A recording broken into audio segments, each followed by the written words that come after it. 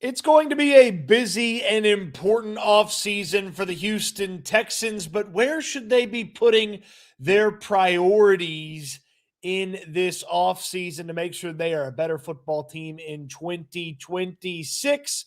Plus, we want to mock the mock draft of one of the best draft analysts, Daniel Jeremiah. We'll talk about that, get you ready for Spankies tomorrow, SNL later today. But of course, appreciate you for tuning in. Welcome to the channel. I'm Cody Stoots. Let's talk some Texans, and we will start today and spend most of the show talking about the priority list, putting it in order for the Houston Texans on what they need to focus on, where they need to put that focus, what they need to do in the offseason to make sure that 2026 is as good as it can be. There's a lot of different things that they've got to accomplish. There's a lot of ways that they can accomplish it. They've got to adjust some contracts to open up some free agency money, but they can address these things in free agency. They can address these things via the draft. Some of these things need addressing via free agency and the draft. We'll do all of that and figure out where some of those solutions to some of these spots could be coming from. And let's dive in. The offseason priority ranking list begins at the 7th spot with long-term options at linebacker for the Houston Texans. They do not have a lot of long-term options at linebacker. Azeez Al-Shaair is in the final year of his contract. Henry To'oTo'o's rookie contract is in its final year here in 2026. And beyond them, exactly. They don't have a lot of linebacker options on this team. EJ Speed is set to be a free agent. Christian Harris, though he was not useful last year, is set to be a free agent. The Texans have some long-term solutions that they need to find at linebacker. Now, that's a free agency thing. That's a draft thing, but that's also a think about extending these linebackers that they do have. Though I wouldn't extend Henry To'oTo'o unless the deal was super favorable to the Houston Texans. An extension for Azeez Al-Shaair is certainly something that the Texans should have on the table. This is a player that has played his best football. He was the healthiest he's been for the Texans last year. He was quite good. You saw how essential he was to the to the defense when he didn't play against the Las Vegas Raiders and things looked like it was chaotic and in disarray and all of those various things. So the linebacker situation for DeMeco Ryans, an important position in his excellent defense, has got to find some long-term options at linebacker. Now notice it's low on the list compared to some of these other things because it's not one of those things that you have to go out there and prioritize, but it's something that you should think about if you're the Houston Texans and you're thinking about the 2026 and beyond season. Obviously, in 2026, primarily playing two linebackers, you've got those two linebackers under contract with Azeez Al-Shaair and with Henry To'oTo'o. But if you wanted to extend Al-Shaair and if you wanted to go out there and say add a multi-year veteran at linebacker that could be a solid backup to To'oTo'o and Al-Shaair, or maybe a guy with a little bit of potential that could take over if To'oTo'o moves on after this upcoming year, then that would be a good use of assets in free agency. And it would be fun to see them draft a linebacker as well. Maybe not early on, but certainly the back end of day 2. On day 3, the Texans do have quite a bit of draft picks and some good draft pick equity. And you know, Nick Caserio's going to be moving around and changing and adjusting things as well as the draft rolls on. So especially if you were able to add some additional equity via maybe a trade back, a look at a linebacker would be something that I would consider if I was the Houston Texans. It checks in at number 7 on the list. Checking in right above a long-term option at linebacker, how about a key depth piece at defensive end with some upside for after Danielle Hunter departs this team? Danielle Hunter is one of the most highly compensated defensive ends in all of football. He's also one of the most consistent and excellent defensive ends in all of football. Well, he's going to be pretty expensive to keep around beyond this season. My expectation is 2026 will be the final year for Danielle Hunter in a Texans uniform. And with that, you need to have a succession plan in place. You need to prepare and have something ready for life after Danielle Hunter. We don't expect that Will Anderson is going anywhere at defensive end, but the Texans don't have a long-term solution at defensive end behind their two starters. Derek Barnett is a free agent. If he wanted to come back, it's not the worst investment in the world. Danico Autry is a free agent. Probably time to move on from that. Dylan Horton has not ever really taken a big step to a point where you would consistently rely on him or hand him the opportunity opposite Anderson if Hunter wasn't there. So in a very deep defensive end and defensive tackle class for this upcoming draft class, there's something to look at, but there's also something to look at from a free agency standpoint in 2026. The Texans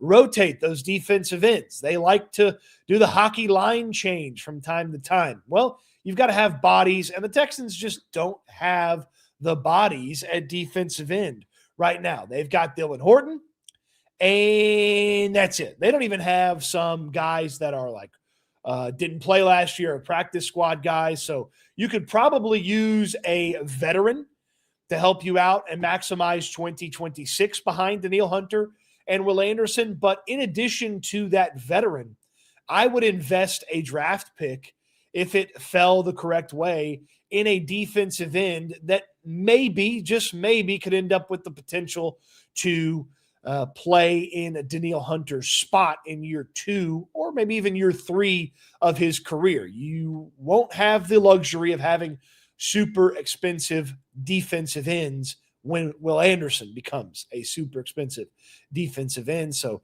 you've got to kind of figure that out. And I guess it's not the craziest thing in the world to think that maybe the Texans would kick it one more year with Danielle Hunter. It was a year ago where they added a year.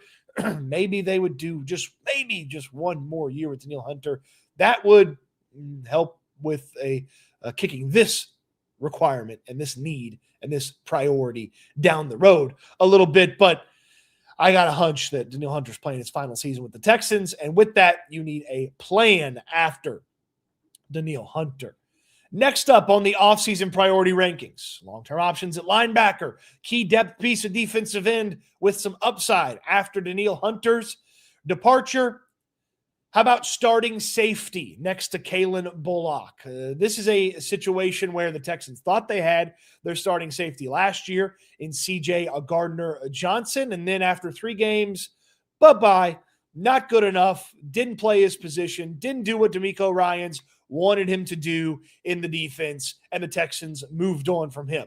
They were content to play MJ Stewart and wait for Jalen Reed to come along to help him out. Wouldn't you know it? Unfortunately, MJ Stewart suffered a season-ending injury. Then it was a hodgepodge of safeties. They played a little Jalen Mills. They played a little Miles Bryant. Jalen Reed played there. But, of course, Jalen Reed got hurt again after he came back. So they were just trying to piece it together and figure it out. But having that starter, knowing who that guy is next to Kalen Bullock would be a really solid element of 2026. Maybe it's a veteran who's got just a little bit of juice left in there. Maybe it's a player that the Texans identified that's a free agent that had some little bit of success elsewhere, but they think he could have a lot of success. And maybe it is a draft pick in this upcoming draft.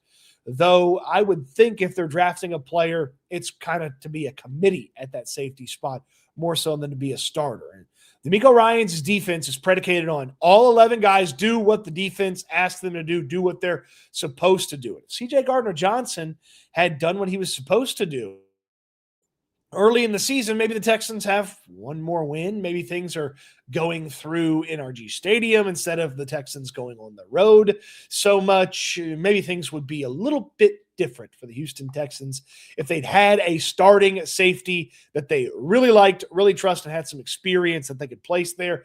This, to me, would primarily be a free agency conversation. A veteran, someone who's played a little bit of football, maybe someone who's played a lot of bit of football, and just have them there next to Bullock, and they know what to do. They know what to expect from the defense. Maybe somebody that has some experience in this style of defense on their resume. I don't know that a rookie would be the way to go on this. Those are our first 3 of the priority rankings. 4 more headed your way right after I tell you about my friends over at Sleeper. Sleeper has team picks now. You're making a selection on which side you believe is going to be victorious. I'm picking an MMA team this week, so to speak. I'm picking Sean Strickland this weekend in his UFC fight night against Hernandez. Sean Strickland is my pick for team picks. Team picks are so easy to use in the Sleeper app. You can get it downloaded today, and you can start with team picks. They've got basketball, college basketball.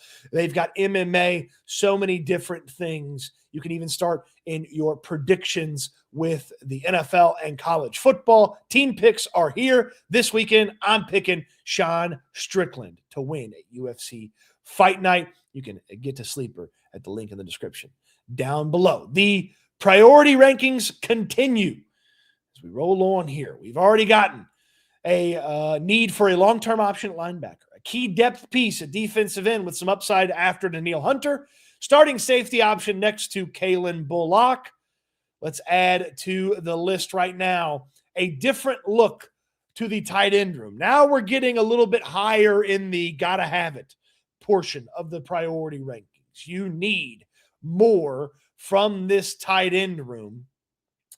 And just putting Dalton Schultz and Brevin Jordan and Cade Stover back out there, that's not enough. This is a offensive coordinator that said in his opening press conference with the Houston Texans, I love tight ends. And then the organization did not go out there and very much address that tight end situation. In fact, a year ago, before free agency started, before the draft started, they had Brevin Jordan under contract, they had Cade Stover under contract, and they had Dalton Schultz under contract. And that was what they were planning to go to battle with in the regular season. And then Brevin Jordan got hurt in the preseason. Cade Stover got hurt early on, and all of a sudden, stuff that they had wanted to do with 2 tight end sets disappeared. They had to play Harrison Bryant. They were using Jakob Johnson at tight end from time to time for a moment here or there. It just didn't work out when Cade Stover returned. He was not a super consistent football player. Schultz had a nice year, a nice enough year that you're not banging the gavel to get rid of him here and save a couple of bucks and try something new. So you give Dalton Schultz another crack at this thing and hope that after a good year, he can have another good year. Because, of course, when he had a good year for the Texans, 2024 was not very good. But Cade Stover, Brevin Jordan, Luke Lachey, who is in this organization as a late draft pick that turned into a practice squad player, they have to be pushed.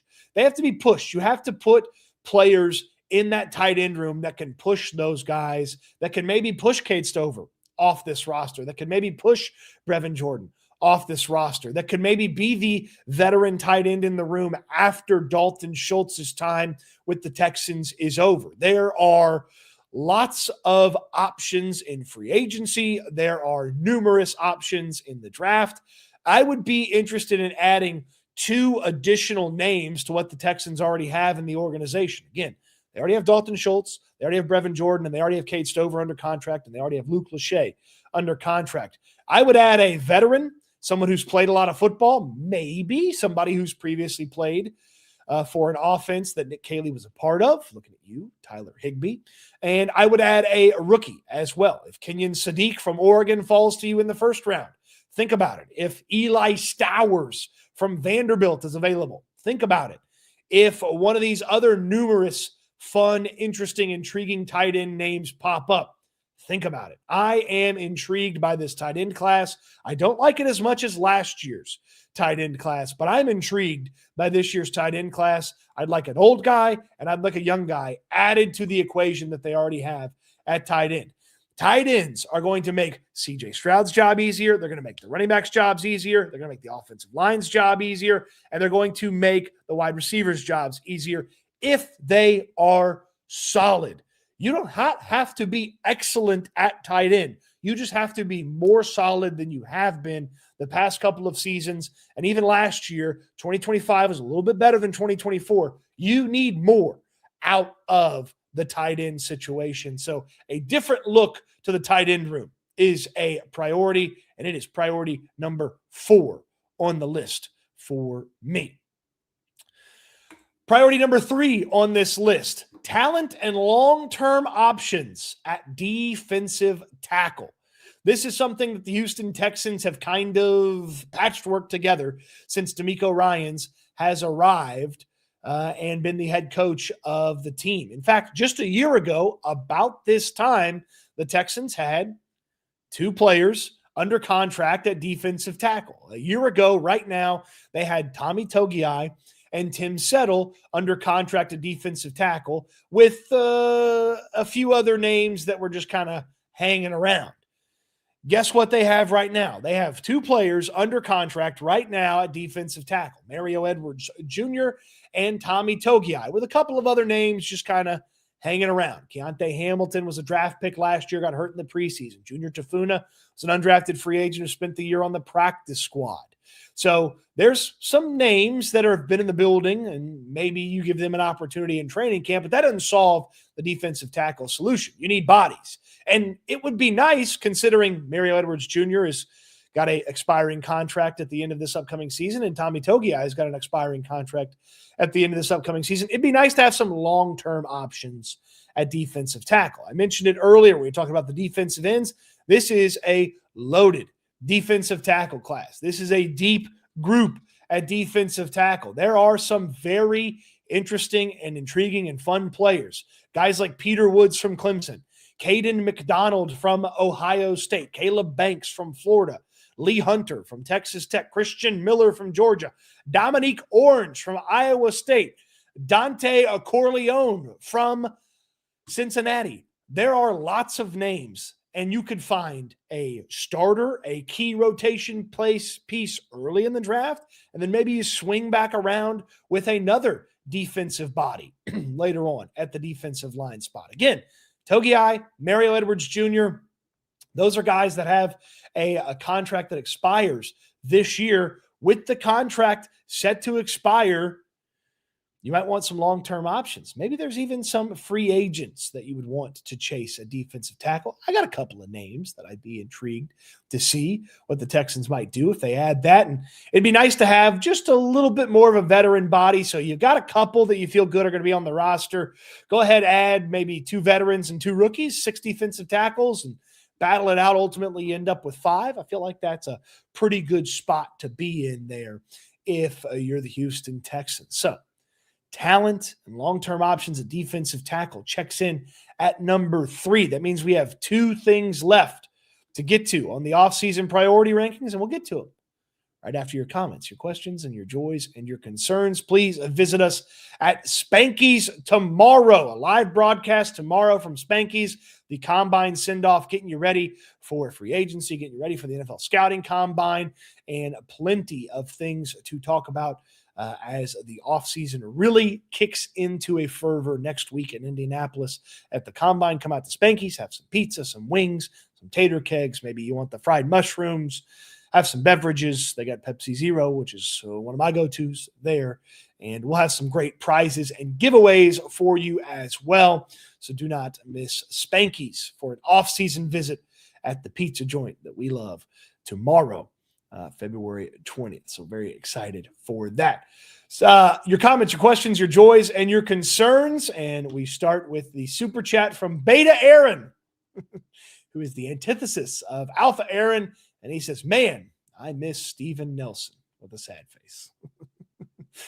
Some inside baseball there from Beta Aaron, but some of good, funny stuff there. Touch of Trent is here. JB Bubblehead is here. Doyle is slacking off at work, but he finally caught himself alive. Appreciate him checking in. Sid is here. Need a guard and a running back in free agency. Minkah Fitzpatrick for the safety position. Any interest in Minkah Fitzpatrick? Good morning to you, Ashton. Minkah Fitzpatrick's an intriguing name. Chaos is here. Gunny's here. Good to see you, Gunny. Paul is here from across the pond. Good evening, all. Get the Hanson twins in slap shot for the D-line. Some enforcers over there on the D-line. Some guys that want to kind of get a little rough and rowdy. Arthur, who is someone in the draft you would trade one of our seconds for to move up in the first round? I would probably only trade one of the second-round selections to move up in the first round for Jeremiah Love or Vega from Penn State. Vega Ione is his name from Penn State. He's widely considered the best guard by a good margin. And so I would trade one of the second-round selections to go get him or to go get Jeremiah Love, the running back from Notre Dame. So those would be the only two I would consider. Doyle likes the idea of David Njoku here. I do too. I kind of like the idea of David Njoku. Sid recommends Dalton Knox. Yeah, and the former Buffalo Bill didn't quite pan out for him, but he's been a part of some 2 tight end sets and things like that in Buffalo.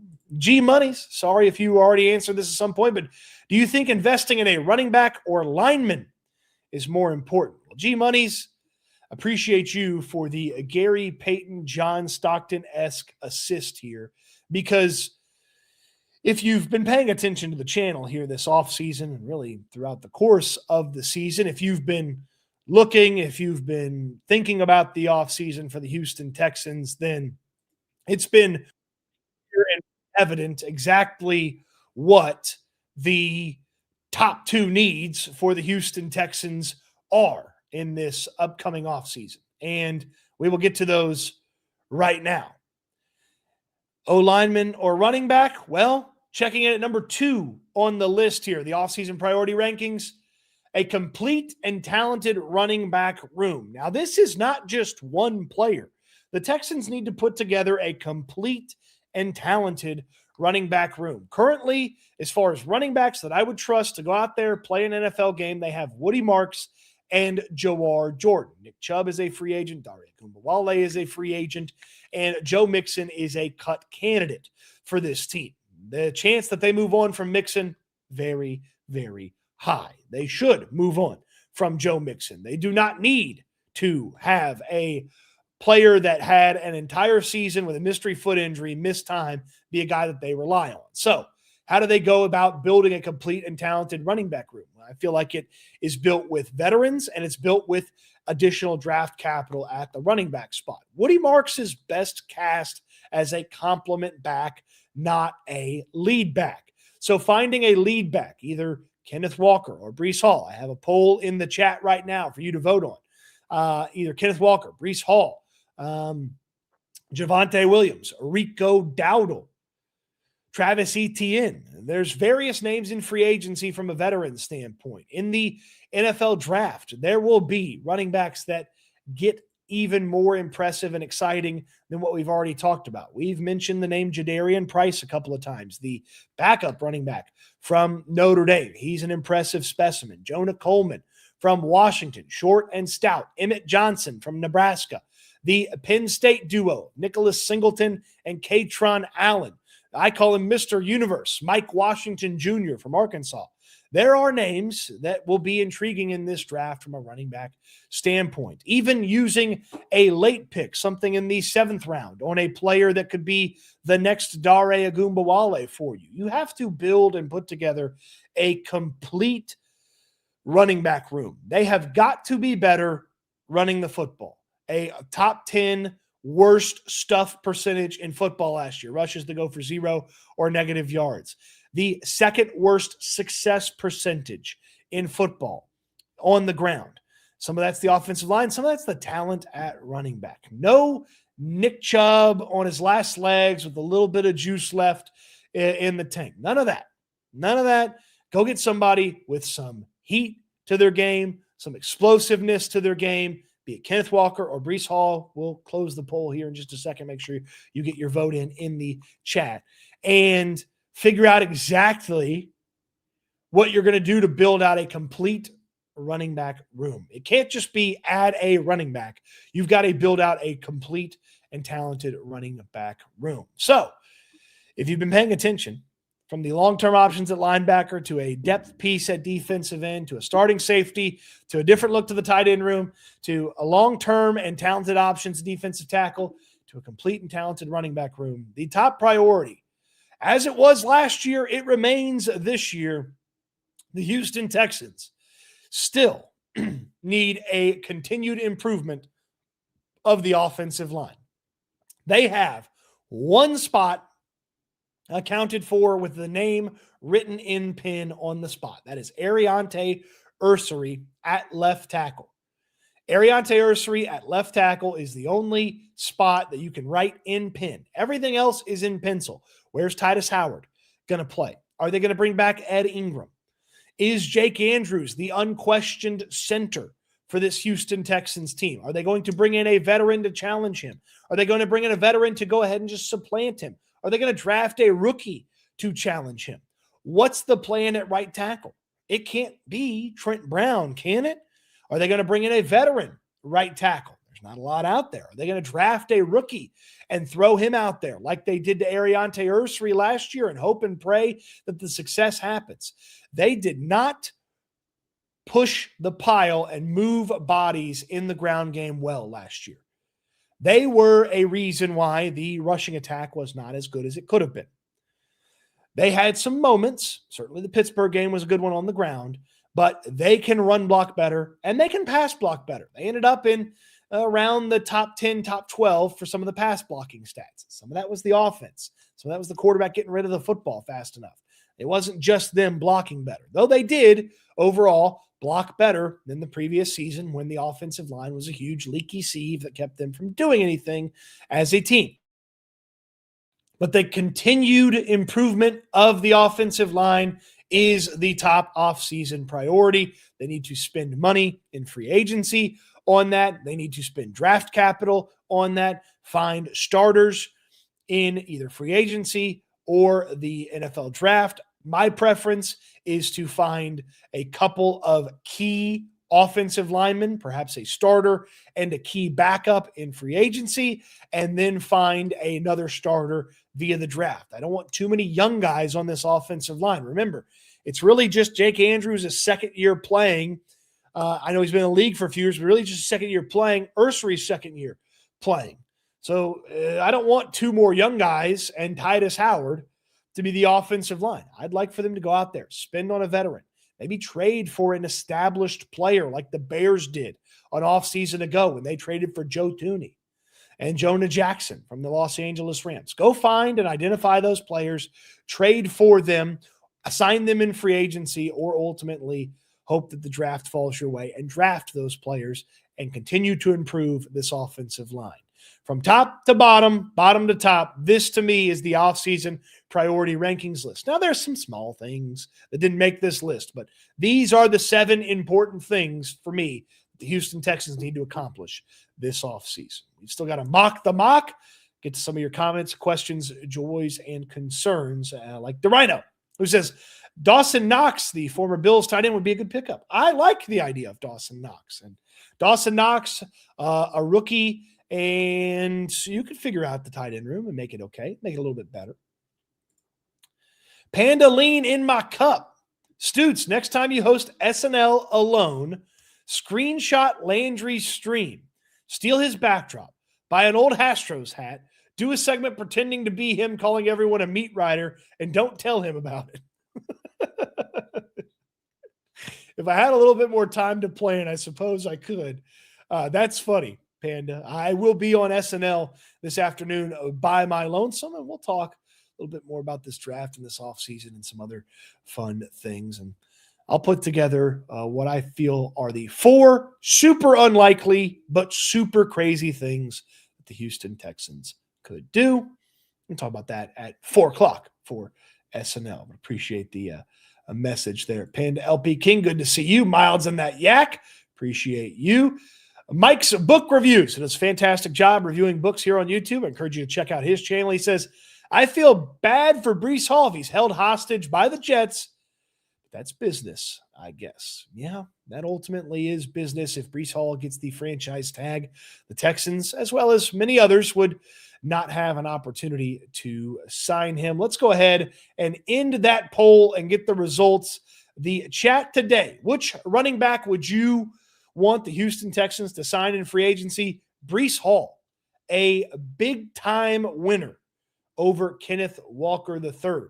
Feels very much like people prefer Breece Hall to Kenneth Walker. I may be in the minority here with the Kenneth Walker situation, and Breece Hall may not make it to free agency, Of course, if he does get franchise tagged, you can always work out a trade if you felt like that was something you wanted to do. But the Jets will Jets, and they will do things that don't make a lot of sense.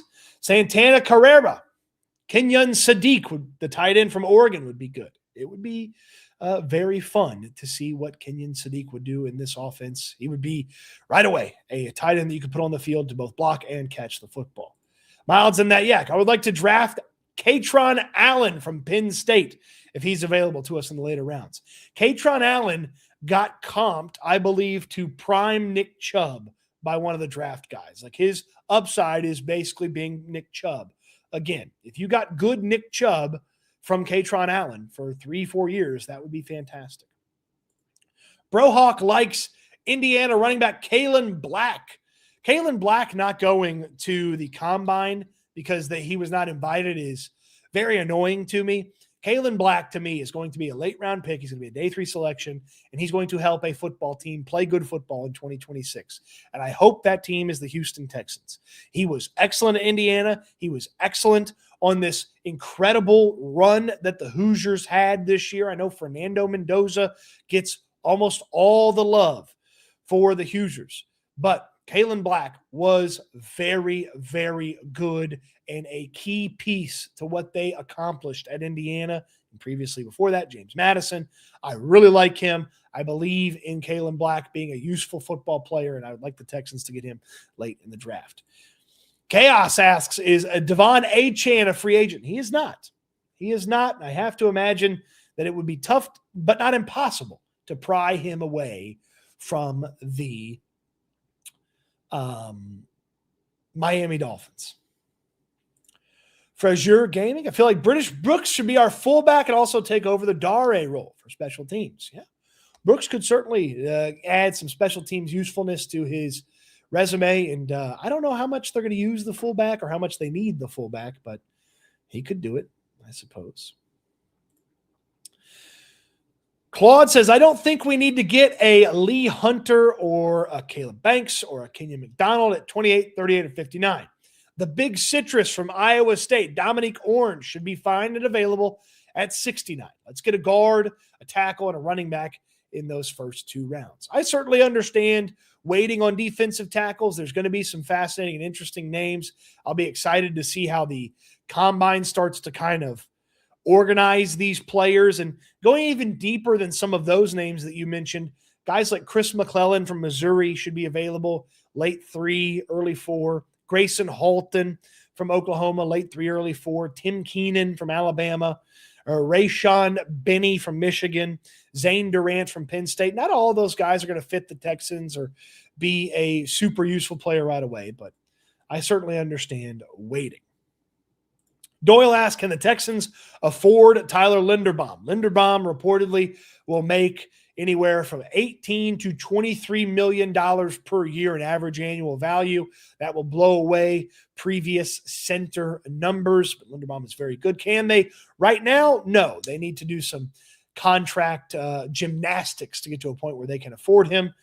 They can eventually. As of right now, no, but they don't have to worry about affording him right now.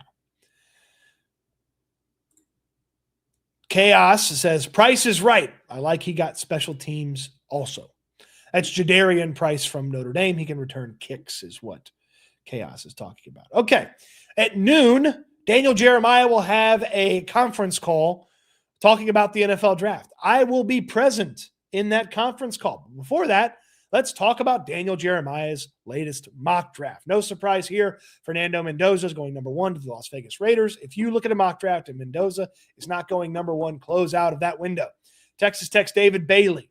Maui Noah to the Arizona Cardinals. Reuben Bain Jr. heading to the AFC South, another wide receiver for the Giants. Spencer Fano. So wide receivers and pass rushers and offensive linemen coming off the board early. Unfortunately, in this mock draft, Jeremiah Love and the Kansas City Chiefs, it makes a lot of sense, and that'd be very nasty to see. You don't want to see a good running back in Kansas City. Mansour Delane is a fantastic cornerback prospect. What you all really want to get to is pick number 28, where the Houston Texans are picking. I was hoping that Sonny Styles or Vega Ione would fall to the Houston Texans. They do not. TJ Parker, a Clemson defensive lineman, slipped a little bit in this draft. Dylan Thieneman, safety. He'd be an intriguing Texans pick, but he's not available. Kendrick Falk and Akeem Mesidor, defensive ends. There goes Kenyon Sadiq, the tight end to the Los Angeles Chargers. Boy, what a fun situation that would be in LA if they had Kenyon Sadiq. Blake Miller, one of the most experienced right tackles in this draft, goes to the Philadelphia Eagles to sit and learn behind Lane Johnson. Monroe Freeling, one of the bigger offensive tackles in this draft, the left tackle for the Georgia Bulldogs. He goes to the Cleveland Browns, who need offensive line help. Peter Woods, defensive tackle from Clemson, would be a player that if he slipped would be an excellent selection for the Texans. Let's get to 28. Lee Hunter comes off the board at 27 to the San Francisco 49ers. Texans won't have a chance to get one of those tippity-top defensive tackles. So they go with an offensive tackle in Daniel Jeremiah's mock draft. Ariante Ursary pairs up for the bookends of the future with Utah redshirt sophomore Caleb Lomu. Lomu is a little bit of a younger player. He played left tackle for the Utes this past year, but he is widely thought to be a player with a tremendous upside and room to grow while also being a good offensive player right now. If you propped him over at right tackle with Ariante Ursary at left tackle and you had your bookends for the next few years, you certainly could do a lot worse than drafting Lomu at tackle at 28. Let's take a quick look here. CJ Allen, Zion Young, and KC Concepcion wrap up the first round there. But Caleb Lomu, the Utah tackle. This is a mock draft that basically I've done before. I've had Lomu as the Texans pick before at 28. So will be intriguing to see how the mock draft changes for DJ after the NFL Scouting Combine, which is next week. We'll get you ready for it at Spanky's tomorrow. Be there. Arrive at 3, live at 4 for some pizza, some wings, some beverages. It's going to be a blast at Spanky's. We're going to have some fun out there, and we appreciate you for visiting us at Spanky's and taking care of our fantastic sponsors of the shows. I'll be with you for SNL at 4 o'clock today. I got some off-the-wall, crazy, just crazy Texan stuff that surely won't happen this offseason, right? We'll do that at 4 o'clock. And for SNL, but right now I'm headed off to go talk to Daniel Jeremiah himself about this upcoming NFL draft. We'll see if DJ throws some nuggets in there. Maybe the Texans could take advantage of. Appreciate everybody for tuning in on the show. We'll have a show tomorrow here on Houston Football. Guess what? Tomorrow's going to be mock draft tomorrow on the show right here on Houston Football. So appreciate everybody for coming through. Appreciate the comments, the questions, the joys, the concerns. Thank you, everybody, for weighing in and watching.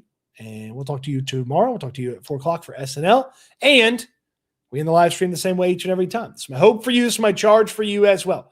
I want you to eat good. I want you to sleep good. I want you to be good. We'll talk Texans again soon. Thanks for watching, everybody. Hip-hoppity, dip-doppity-doo.